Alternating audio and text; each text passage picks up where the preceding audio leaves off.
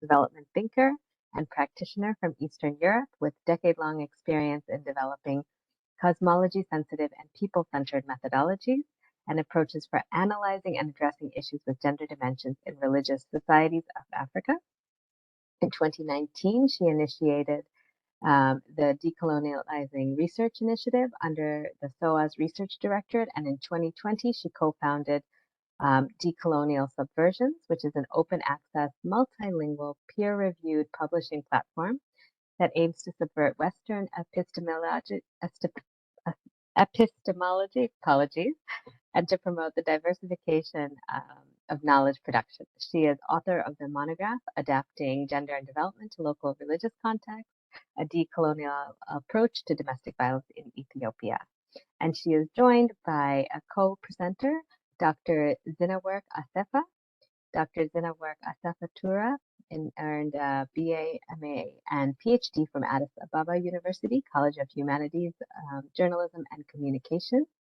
He has more than 10 years experience in teaching and research supervising at Aksum University, Debre Bahan University, and Addis Ababa University. He has 2 years experience coordinating Ethiopian Church Encyclopedia Project and previously was Deputy Director of Mahibere Kidusan Research Institute for 2 years.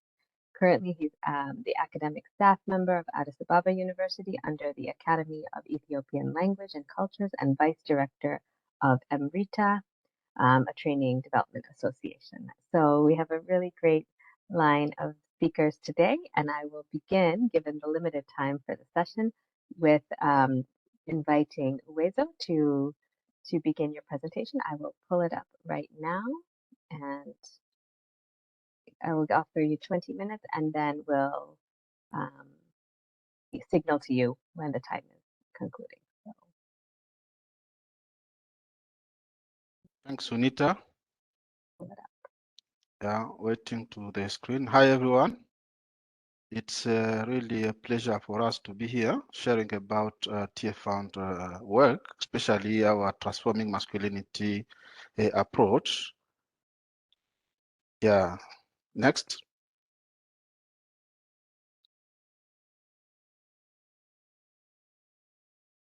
Yeah, what is the Transforming Masculinities? This is an evidence-based approach, and we are focusing more on working with faith leaders and communities. So this came out after researchers on working with survivors, so the need of evolving faith leaders and community, especially male, it's where the idea came out. And it's also a community mobilization process based on faith communities. We have the aim of promoting gender equality and positive masculinities. Just why, we want to focus more on men, but also women are part of this journey. The way it's organized, we have 6 weeks of facilitated community dialogues within communities, and our focus also is on the diffusions of messages, and this is part of the work faith leaders and leader communities are playing as a role at community level. And the next aim, the other aim, it's changing behavior and also challenging harmful norms and reinforcing positive gender norms and role models. As we have listened to other previous presentations, there is also the problem of role and norms in society. So the Transforming Masculinity will work on that by challenging these norms, especially the harmful norms, to make sure that these norms are changed and are modulated as positive norms, so that are not contributing to Stbv. And as we are working with faith communities, we want also to to evolve how the creation, try to let people to understand the good way, what was the objective of God creating us as men and women, and also to reflect on gender roles and the power relationships through scripture reflection. So we are trying to base our reflection, our discussion on scriptures for people to understand the aim of God when he created a man and a woman, and also the gender roles, how we should be, playing some roles based on our gender and the power we have. How are we using the power? Yes, and this is part of what is transforming masculinity is. And also the accountable practices because of power, privilege, and impunity. As we have listened to other presentations, the accountable practices is very, very important so that women can be accepted in community and can be empowered in terms of, giving space so that they can express themselves of what they are, what are their feelings and what they want at community level. Next slide.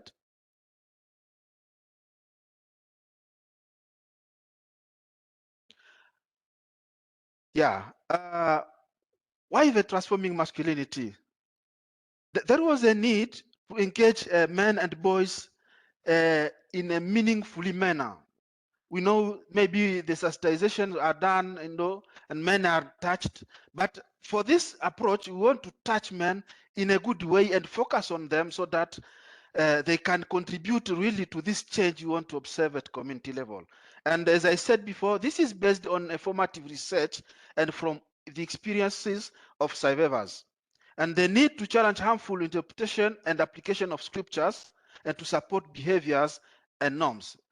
There are some faith leaders, for example, they can use the scriptures in a harmful way to contribute to Stbv. So for this approach, we want to challenge all this and try to give a good feedback, a good contextualization of the scripture so that those who have this role of talking about scriptures will use them in a good way, which can't contribute to harm other people. And the need also is to promote an alternative model, but also a narrative about gender.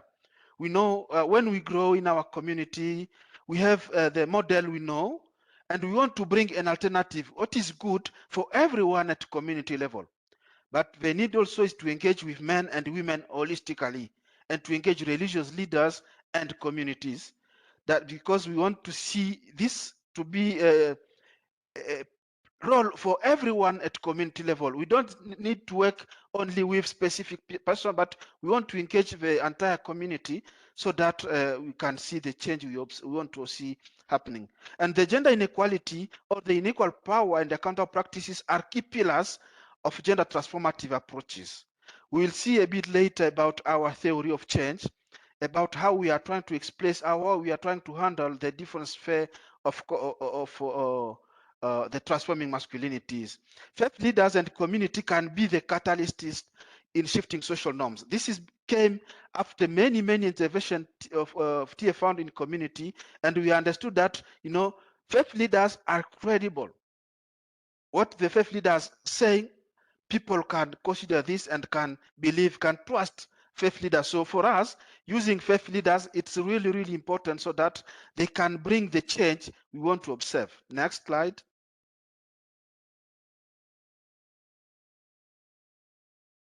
What is the problem? We have observed the higher prevalence of Stbv, and it came out because of the inequitable gender norms. There are norms which are made by and based on culture, our different culture, and from that culture you can see there are inequality, and this contributes to the prevalence of Stbv. And also the other problem is the harmful practices, including masculine traits. The harmful practices are observed in our community, not only for men, but sometimes women also are part of these harmful practices. And we want to observe and to change all this way of doing. And also faith leaders and community are reinforcing and shaping these norms and practices. Just why we want to evolve. We want to evolve the faith leaders so that they can play the role of changing, the way scriptures are translated at community, and people can believe what faith leaders are saying. And for us, faith leaders are key players at community level, and they can pass the message to people, and people can trust what faith leaders are saying. Next. Yeah, this is our theory of change. The theory of change of the core transform masculinity has 3 spheres. We have a first sphere, which is sphere of control, and the other one is the sphere of influence, and the last one is the sphere of interest. Let's talk a bit about the sphere of control.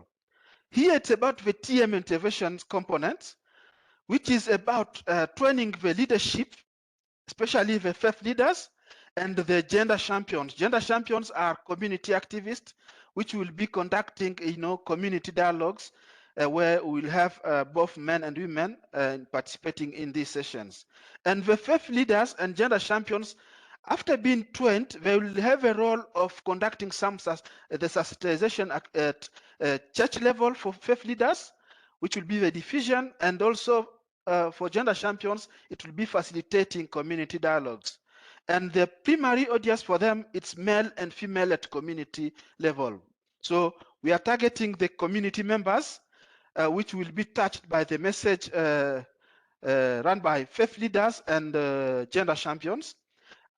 Then our secondary audience will be the wider community. The wider community, because we start our work, the work at church level first, but beyond the church, we want also to go out the church to make sure that we touch everyone in the community. And this can be through the community mobilizations. We can organize some events, some campaign, and also we can have supportive sermon by faith leaders, a public testimony, or mass marriage counseling or supports for survivors. These are the activities which are done by faith leaders or by gender champions for our second audience. The second sphere, next slide, it's where we say the sphere of influence. Next slide. Yeah, the sphere of influence.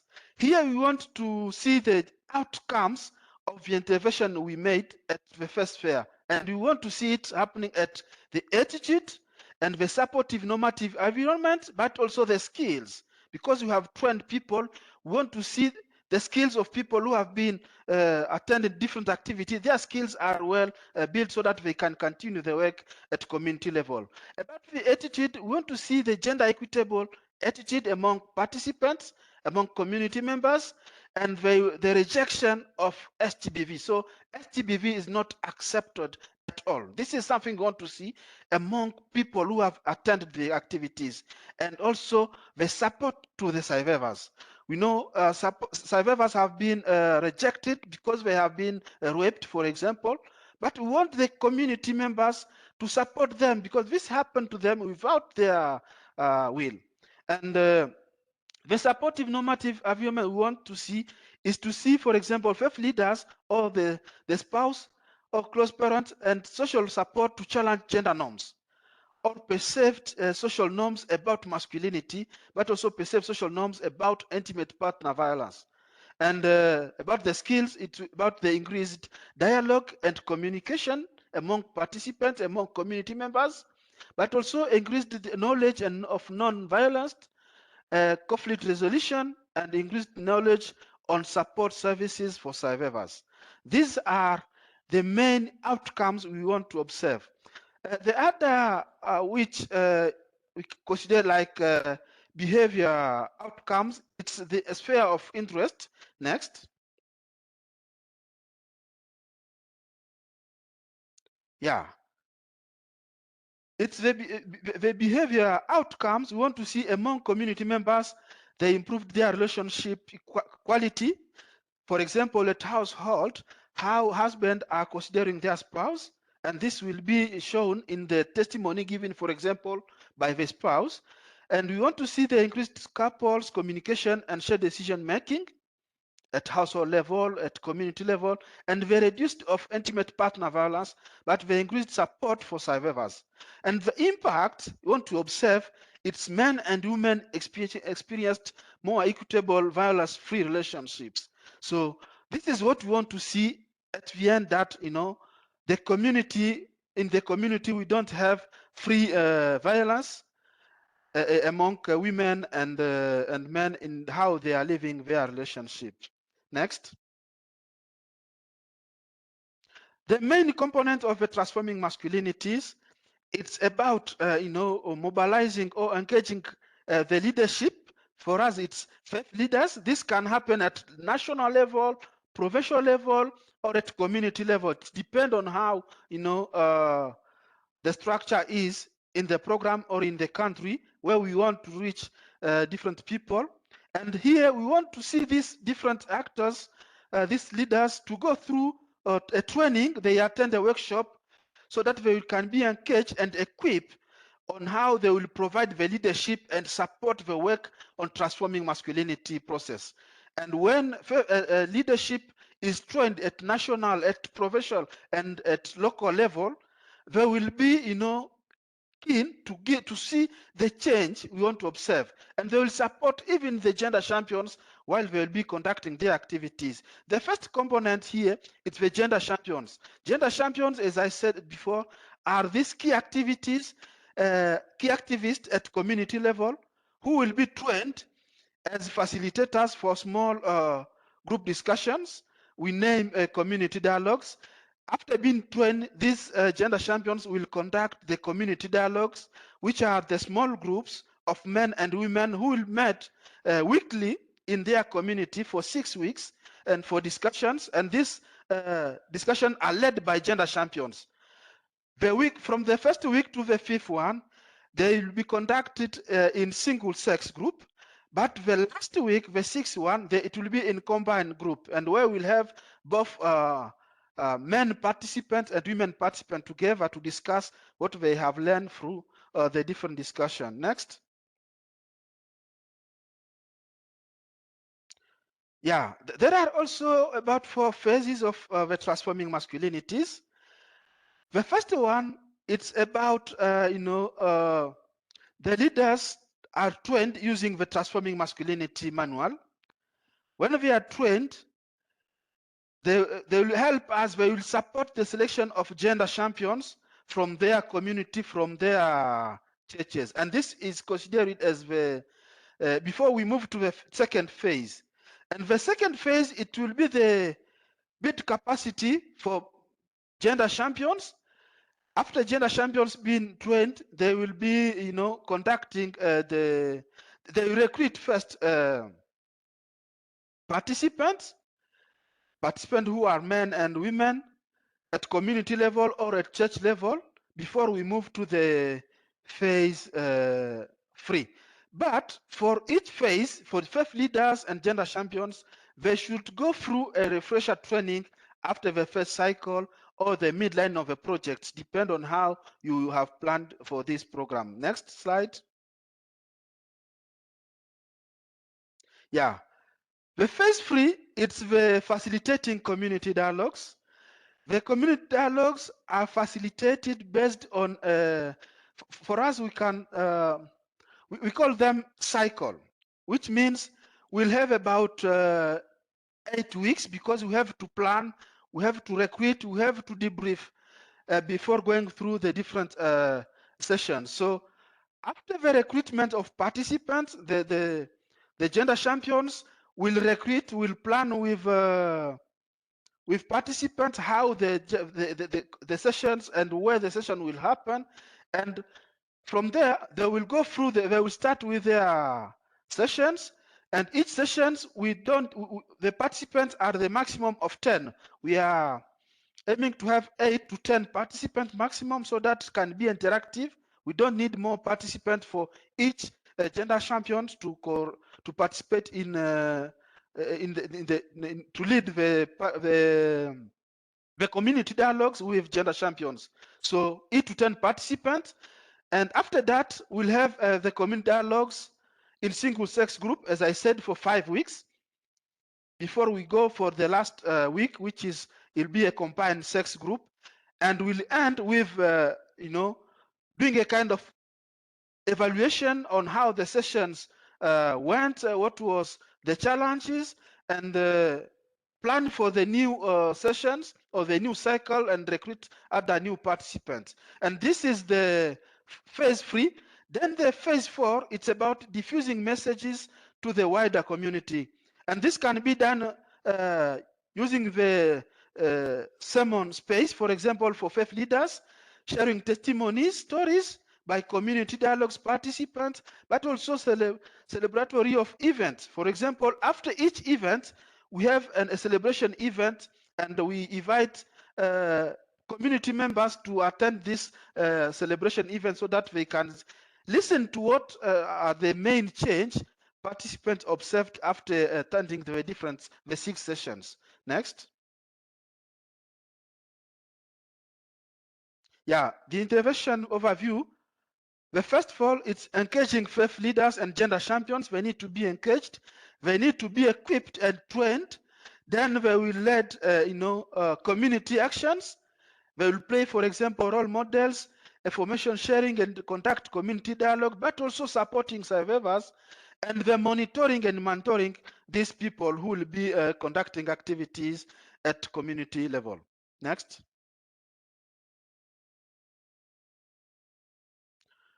The key features of a transformed masculinity. We use the scripture-based reflections dialogue on sexual gender-based violence. The sessions are framed around the key scriptures that influence norms and practices. We can create also group learning and a safe space for dialogues for both men and women. During the community dialogues, we want to make it a safe space so that people can share without fearing of anything. And experiential learning, interactive, practical lens, and safe. We also bring to the discussions on gender, masculinity, sexual gender-based violence within the context of people's faith and a culture. This is also important. So we are trying to contextualize the approach. The approach is not just picked from one context to another one. There is a need of contextualization so that it can fit and address the problem in this context. And we promote accountable practices at all levels. When I'm saying at all levels, it means at staff levels, at those who are playing roles at community level, for example, faith leaders, gender champions, and other stakeholders who took part in the programs, so that community members will observe us and see. So we are practicing what we are saying. And the aim is to address underlying beliefs, the norms on gender norms, and the gender inequality, the harmful practices. Next.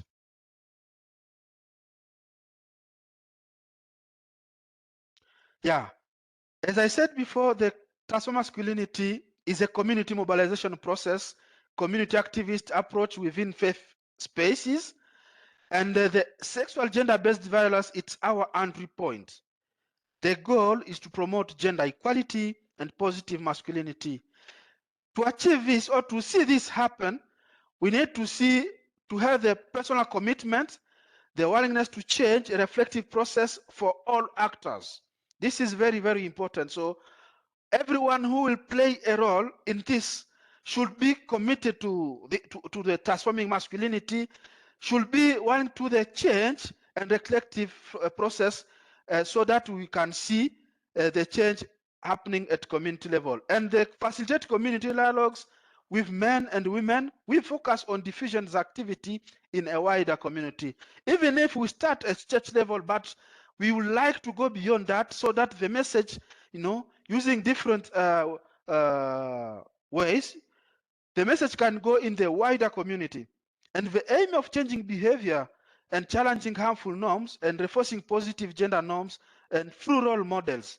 These have been said before, and our focus is on gender equality, gender norms and roles, power imbalance relationships through scriptural and critical reflections, interactive activities, but also the accountable practices, because we know that the power is handled by some people and there are privilege, but also the impunity we have observed in some context.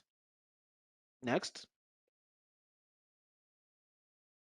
Uwezo, I would just like to, if you can wrap up, because now we're at the 20-minute mark, and then we will have time in the discussion for you to share perhaps additional reflections. So if you can just wrap up in the next 30 seconds or so, that would be great.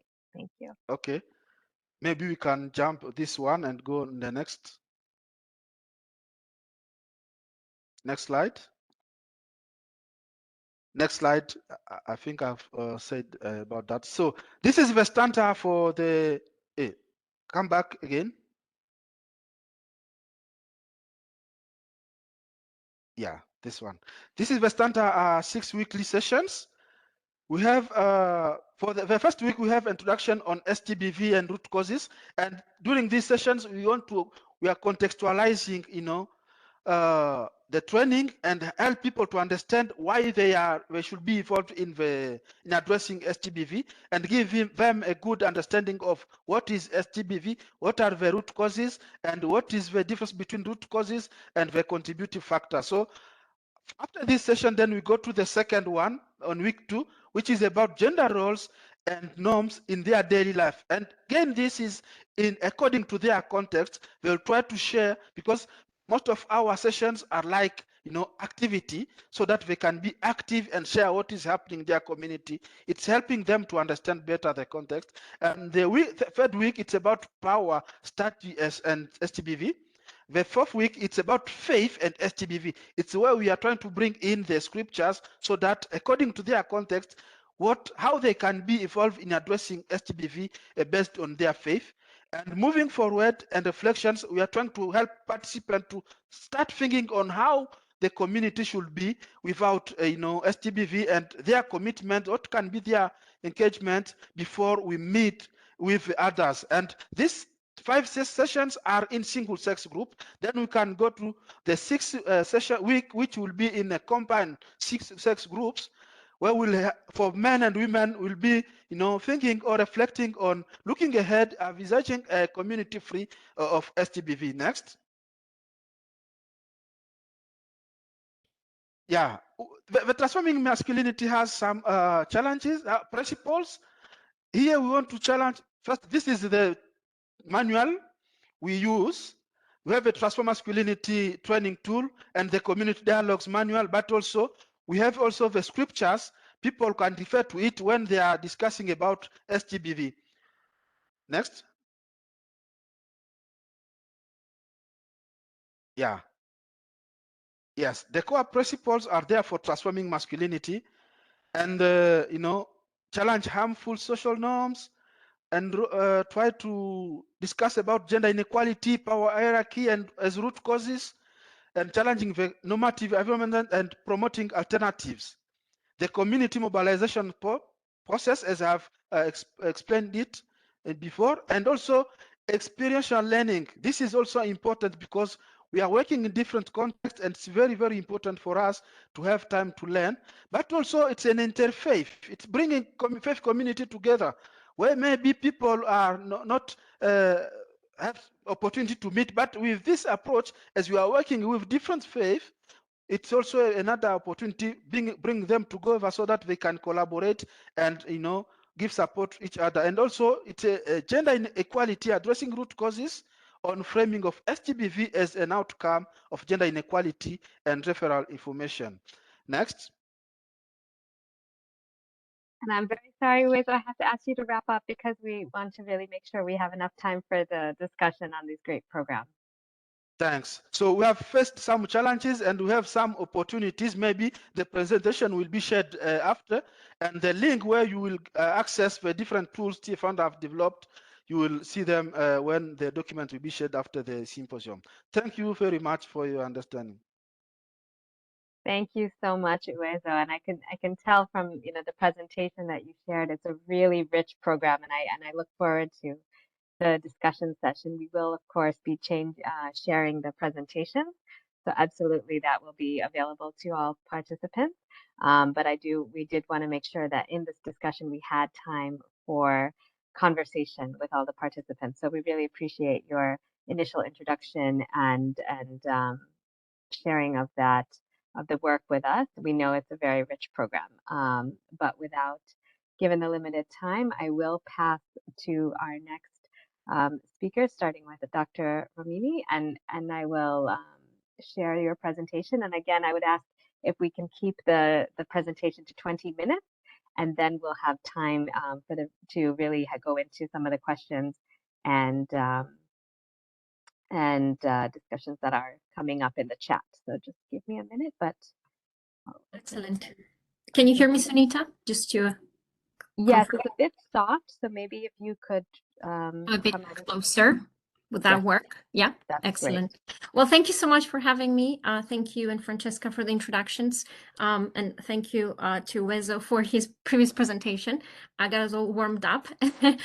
So I'm going to present with my colleague, Dr. Zinawork Assefa from Ethiopia, on Project Dildil, but before, and this specifically the work we are doing currently with men on domestic violence. But before we look at that specific component, I just wanted to contextualize a bit the project and what Project Dildil means. If you could pull out the slide so that people can have a visual. That helps. So Project Dildil, you asked about pronunciation, is it actually a Tigrinya term, one of the languages spoken in both Eritrea and Ethiopia, where we work in, and it means bridge. And the aim of Project Dildil really is to bridge these different disciplines and approaches and analytical frameworks and theoretical frameworks to respond to domestic violence in a more integrated manner. We're especially interested in integrating the religious component, the theological component, and then looking at the interaction between religious and psychological and behavioral parameters. Next slide, please. The project has next slide, please, Anita. The project has multiple components, but ultimately, as I said, we aim to really promote and strengthen existing culturally sensitive approaches to domestic violence in the countries we work in, Ethiopia, Eritrea, and the UK.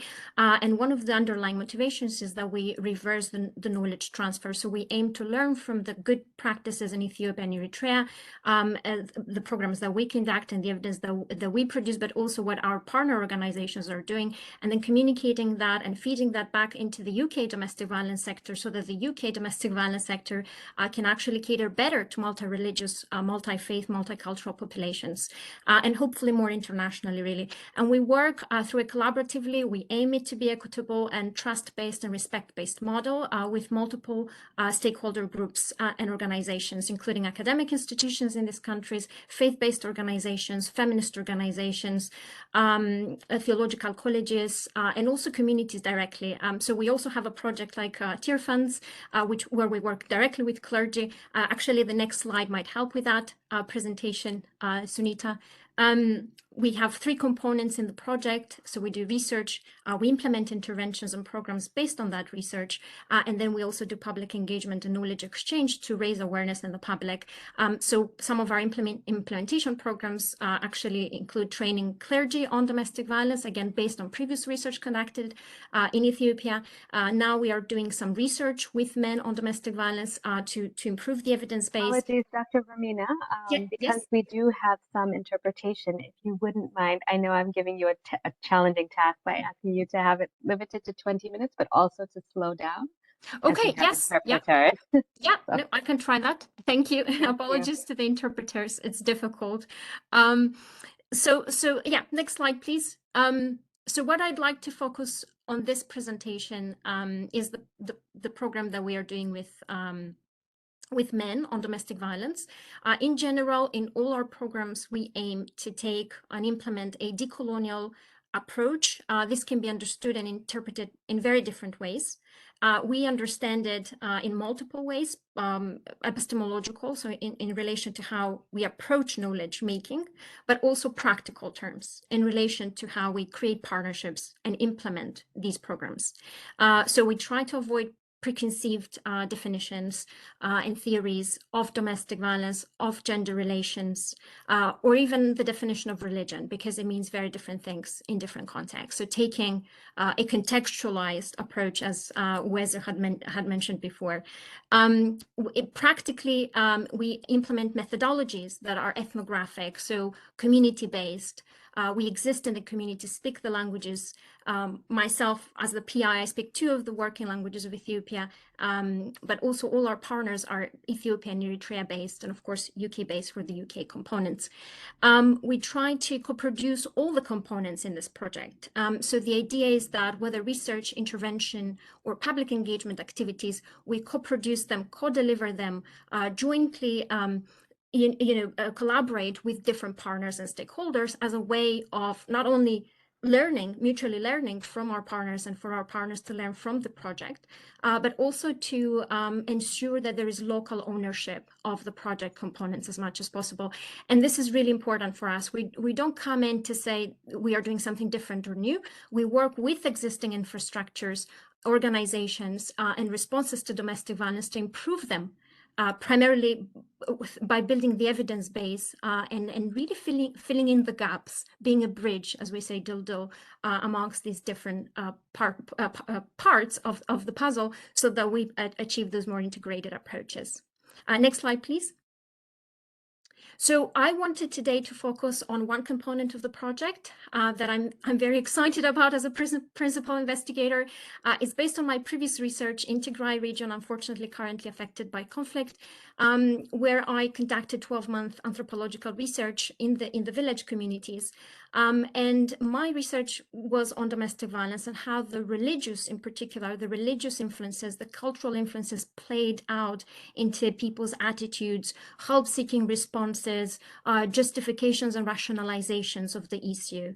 And I conducted this research with both men and women and clergy, over 200 people, 244 to be specific.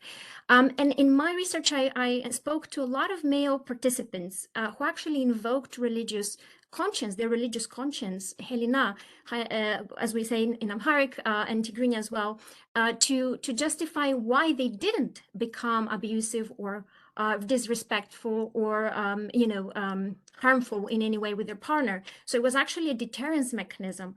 And these men spoke a lot in terms of morality. They wanted to be moral. They wanted to be righteous. Again, this was a predominantly Ethiopian Orthodox Tewahedo population. For those who are familiar, one of the largely represented faiths in the country. And so my hope was to do an actually larger scale research with a larger male population to understand to what extent is faith really a deterrence mechanism, and in what way, because as the previous speaker pointed to, the relationship between culture and religion, bahilna haymanot, as we say in our context, is a very nuanced one. What we might understand as theology might not be exactly how the religious experience, the religious tradition is experienced and lived in the community. And also sometimes people, very blatantly consider something that is a norm and a cultural practice as religious, and it's not based on theological teaching. So we wanted to really understand, those interactions in people's minds and how then that influenced their behavior in the intimate relationship. Next slide, please.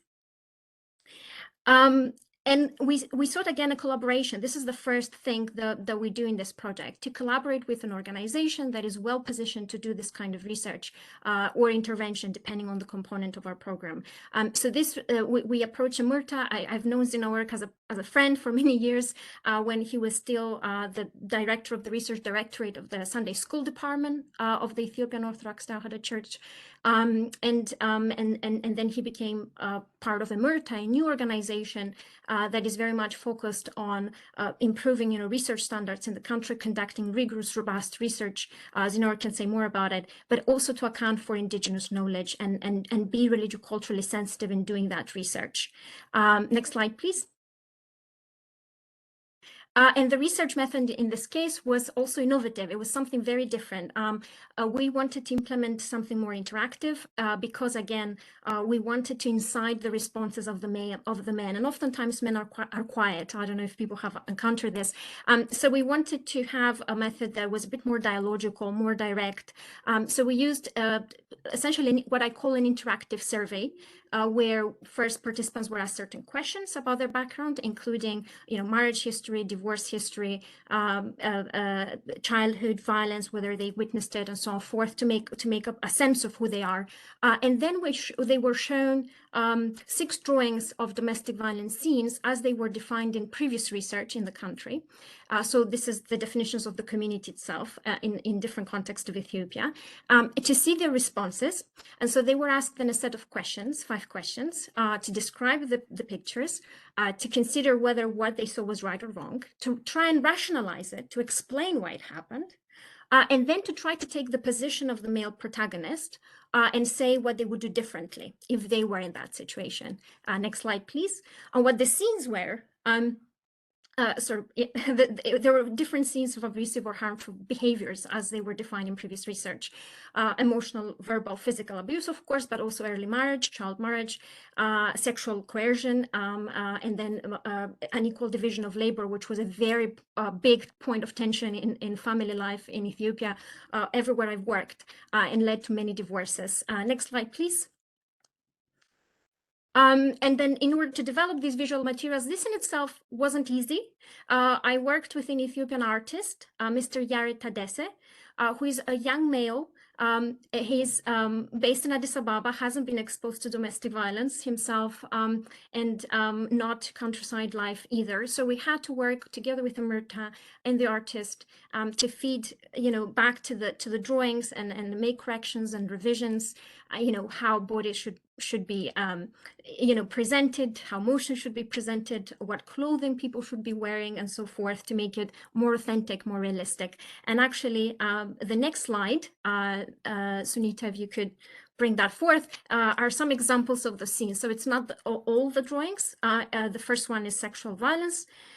As you may be able to tell, the second one is physical abuse. The third one is psychological, emotional abuse. And the fourth one is the unequal division of labor, where women are often overworked. Again, they're not, we're not yet there with everything we wanted to be in these drawings, but the artist did an excellent job, and he was really, really receptive to the comments. Next slide, please.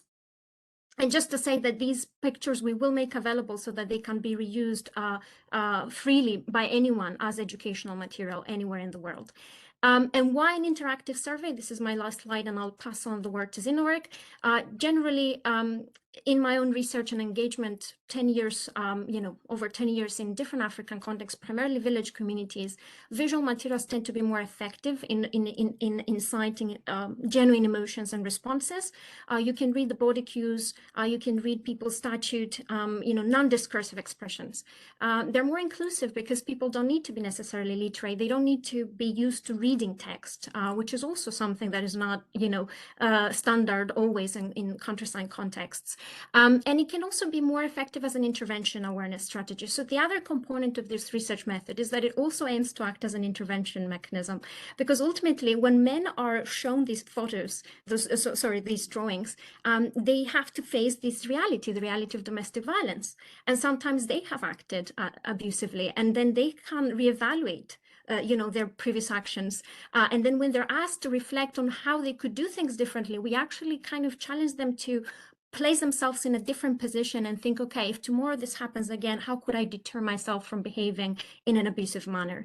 So it's almost, it could be a deterrence mechanism with that specific, the small group of abusive men. Not all, of course, are abusive in the population.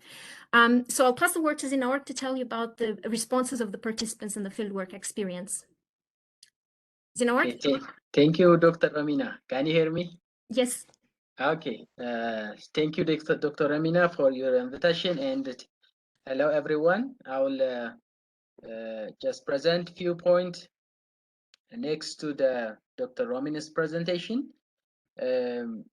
Yes, we have employed an interactive method to collect the data, and the participants were invited to explain their opinion and experience in their day-to-day life activities based on the drawings that can be seen in previous PowerPoint. So we have collected the data by the interactive survey with 72 male participants, and all these participants are recruited from 3 waredas of the northern shore of Amhara regional state. The specific place is called Debre Birhan. It is the name of the zone, and these 3 waredas were Basona Warana, Angolela Terra, and Ankober waredas. And participants have been selected purposefully based on the criteria were designed by the PI and the coordinators of the research. And these are male participants and their age groups also taken as a criteria, and the marital status also the has been taken as a criteria to identify the participants in the study area. And the field team comprised 4 male researchers, and I was the leader when we were collecting the data from the field. Please, next slide. Most of the study participants appreciated the drawings or use of visual image and the opportunity to place themselves in a position of the male protagonist and to associate their own lives to the situation depicted in the drawing. When we are collecting the data and get their expression and their opinion about the pictures, at the beginning they were not understand even the what the pictures said about the domestic violence, but when we were describing the message of the picture, they start to understand and associate their day-to-day life experience with observed text or picture. Men appreciated especially that they were invented to the part of this research on domestic violence because they are arguing that previous programs had only worked with a woman or placed emphasis on women rights, ignoring the men. As you know, most of the research to avoid this domestic violence and researchers conducting by using women informantes. This is a very common way of dealing or conducting research to create awareness of and to increase the awareness of the society to solve the challenges on domestic violence. But this way of research is very important, and one of my respondents said that I really appreciate the way you conduct this research, because in previous time women are only invited to participate in such types of research, but working with men is very important. In previous time, such types of research is also it is a source of tension in my family. He said that. Example, my wife always went to the police office and accused me, and so I am often arrested and convicted. But now, when something is going wrong in the house, I go to the police station first and report it, so I am safe. He said this statement because in previous time, research conducted on domestic violence are in some situation creating unbalanced way of create an unbalanced way of communication in a family. Always they are expecting just giving a due attention for women. Just the society, you know, especially the men perceive that they are not the parts of such types of exercise or activities. But when they see this research, Zinawork, I just wanted to flag there are 3 minutes remaining for the presentation. When we invite the men to participate in this kinds of research, they really appreciate and they say that this is a good way of to create an awareness to stop domestic violence in a society. Next slide, please. And most of participants admit the existence of the problem, but seemed to be less critical about their own actions. And the process of describing the situation of domestic violence, they were presented and placing themselves in a position of protagonist lead many men to share their own life stories, to realize their abusive actions and to regret them, because they thought that even some of the cultural activities is not taken as a violence. It is normal for a society. But after we discussed on this point on related of this domestic violence based on the drawing, they really feel that they say that they feel guilty. So I understand and I observe it from our field. It is practically create an awareness to solve a domestic violence in a society. But in some cases, some participants are totally denied the domestic violence in their communities, especially in their families. And but still, we tried when we were collecting the data, we were tried to encourage and ask different contingency questions to get the fact, and that's the deceptive fact of the societies, and to provide a solution. So this is parts of my presentation. Thank you. I invite Dr. Romina to conclude our presentation. Thank you. Thank you so much, Zinawork. I only wanted. I think there is someone unmuted. You did. I think it's Gloria. Gloria, would you mind muting? Thank you so much. Apologies. I know this happens. Thank you so much, Zinawork. Excellent presentation. I'm also learning from your insights. I just want to make a point on how this applies to humanitarian settings or might be applied. I've been involved with the humanitarian response in Tigray to the best of my ability, implementing our research methods there as well. And I think that this could actually be a very practical method because first it can give you that, it can be used it can be implemented by all actors, so it doesn't need any special training, I'd say. Of course, one has to be aware of the ethics of it. It's an innovative method that can also be used as awareness raising, so it's both research and intervention, as I said, so we can understand the men in that context or whatever stakeholder group we want to work with, but also we can use it as an awareness raising technique. So we can, it also can be used across actors, so no literacy, written literacy needed. So really, really innovative. There is potential, but obviously we're still doing the research, and I'm still learning from Zinawork and his team on, by analyzing the data. So this is all I have to say. Thank you so much, and thank you, Zinawork, for being with us. Thank you.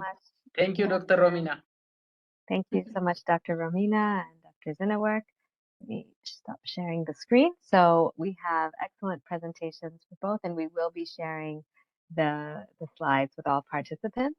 I could see that there are we have about 8 minutes left before we join the main session, and I can see we already have some hands. So let's begin. I think we have Dorcas and Jesse. Maybe we'll ask each of you to start with your questions or responses or your reflections, and then we can give the floor to the speakers to share their thoughts, and then we can also go to the chat. So Dorcas, please go ahead. Thank you very much for the insightful engagement. I'm privy to the faith engagement in a different setting, and part of the question for me was how fast and easy is it to get the approvals, the ethical approvals from the ethic review boards, especially when we talk about implementation science or implementation-based research.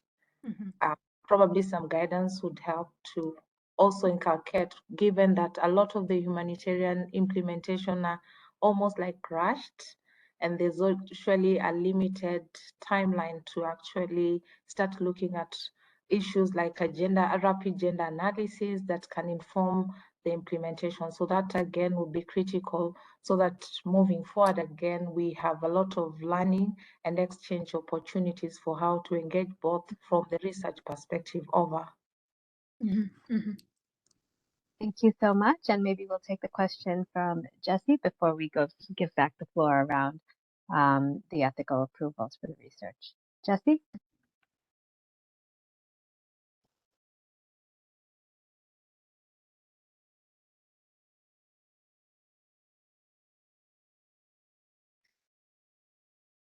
Jesse, I don't think we can hear you. If you can unmute yourself and go ahead and share your question.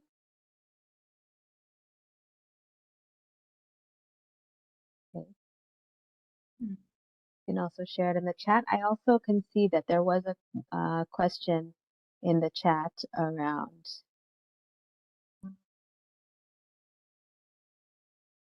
Yes, There is a question. I think it is from George.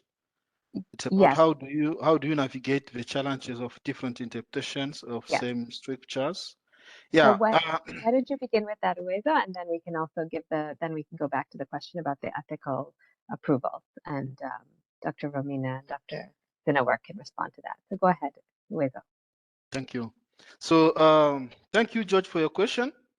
Yeah, this seems to be really a challenge, but during my presentations, I said we have to contextualize, the approach, and this depends on who will be playing the roles.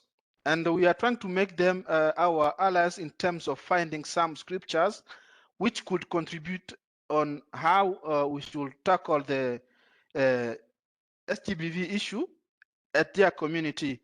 But for example, we have developed already some materials used by Christian faith and also Muslim faith. These are helping us in finding some verses and try to explain, especially different verses in the context of how the verses was written, not according to our context. We know that scriptures sometimes are translated according to how the culture is influencing the context, but we are trying to bring back the faith leaders in the reality of the context when the scripture was written, and for that we have developed tools which are helping us to help faith leaders to refer to the tools and to the context, so we can give the verses and we can give also the background beyond what the verse is saying about how they should interpret these verses. Thank you for that, Uwezo, and for also reinforcing that connection with the faith leaders, the scriptures, and it reflects, I think, back to your point around the learning from practice, and that this is not something that just translates, but it has to be contextualized and has to involve kind of that experiential approach. Dr. Romina and Dr. Zinawork, if you want to respond on the question of the ethical approvals and how that works. Zinawork, do you want me to say a bit how we reached you about that, and then you can say on how you then processed it internally? I think that would help. Thank you, Dr. Romina. Yeah. I think the question is related with the research ethics, yeah? Yeah. Okay. Yes, well, at the beginning, before we start our field work, we prepare every necessary document and the procedures and materials. And when we immediately start in our field, we read the whole our consent form and the research protocol, and agree with our consent forms, and they signed and they showed their agreement by their signature. That is, some of them are give their word orally, and some of them were signed by their signatures. So this is the process in the field. But before that, the ethical process was conducted by Dr. Romina with the host university, I think SOAS, the university. So the processes were passed through such of ethical clearance. This is my comment, my answer, Dr. Romina. Thank you. Thank you so much. Yes, and I think you omitted to say, then you also were asked to review our ethics review, so that you can you could add more feedback and ask culture sensitive questions that maybe we hadn't thought about, which was very helpful for us. So I just want to say that in this project, research ethics, aiming to be decolonial, is very important. Going through, not only doing the ethical reviews reiteratively, so always come back to these ethical questions. It's not a one-time tick off, checklist exercise. You really have to think through all the time. And Murta and I, Zinawork and his team, have met regularly to discuss the issues that emerge in the field and try to respond to them in the most ethical manner. But also, one of the aims of Project DLDL is to build that capacity in the local country. So Omerta, I always argue with Omerta, they're well positioned to become that body as a research training institute to conduct research ethics reviews for projects that are, development projects. They're not necessarily research projects, and they have nowhere to go to do an institutional research ethics review the way I could go to SOAS University. So my suggestion would be to look in your context, in your own cultural country contexts, if there are any research institutes that could do such an ethics review on your behalf, and then you could have that additional feedback from specialized people to make sure that you've considered everything and you have the sign off. The other option is to go to university if there is that option, and then the third option is to perhaps over time establish a research ethics committee within your own organization, perhaps with an external academic contributing in from that country, which is really, it helps both ways. And just to say that previously I worked for DFID, now FCDO, and my colleague Romina and I created a guidance on what organizations like yours could do to do an ethics review if they didn't have that resource in their institutions. And I'll try to retrieve it and share it if anyone is interested. Thank you. Thank you so much, Dr. Romina and Dr. Zinawork for that, and also to Uwezo. We are unfortunately at the time. I know that there are more hands and a lot of interest in continuing this discussion. We do have the chat function. I would like to clarify, though, that to return to the main session page, please sign on to the initial link, and I think Francesca has shared it already. So if you have not seen it, you can please find it. I'll reshare it in the link. But to rejoin, because we'll have a recap of these sessions in the main plenary, and you have to leave this session and then rejoin that. I've just reshared it in the chat. And again, thank you to all our wonderful presenters. Thank you for the questions and the discussion, and we will continue to explore these questions and conversations as we continue the day in the main session and beyond. So thank you again to all, and look forward to seeing you in the main session.